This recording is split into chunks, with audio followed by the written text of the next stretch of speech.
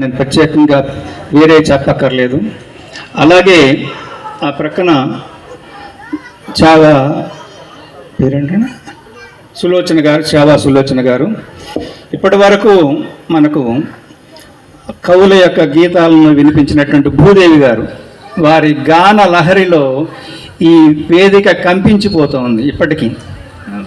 అలాంటి అద్భుతమైనటువంటి గానాలాపన చేసినటువంటి భూదేవి గారికి, అసలు కథానాయకుడు ఈనాటి ఈ సభ వేదిక జరగటానికి కథానాయకుడైనటువంటి మా మిత్రులు కేవీఆర్ కళాశాలలో నా సహాధ్యాపకులు రవిప్రసాద్ గారు, ముత్తేవి రవిప్రసాద్ గారు, వారు ఇద్దరం కలిసి మేము కేవీఆర్ కళాశాలలో అధ్యాపకులుగా చేశాం.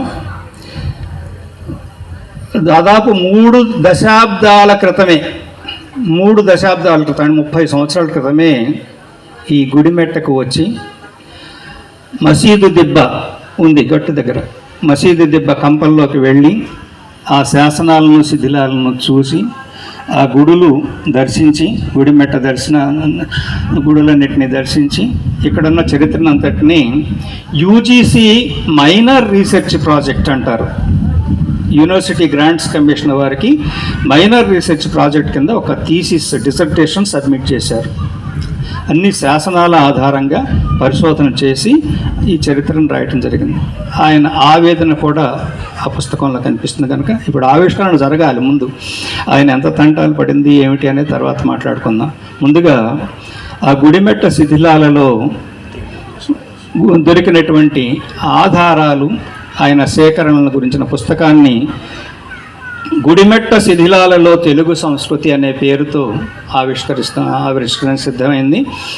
గుడిమెట్ల అంటున్నారు, కాదు, గుడిమెట్ట ఈ ఊరి పేరు, మెట్ల అనకూడదు అంతే.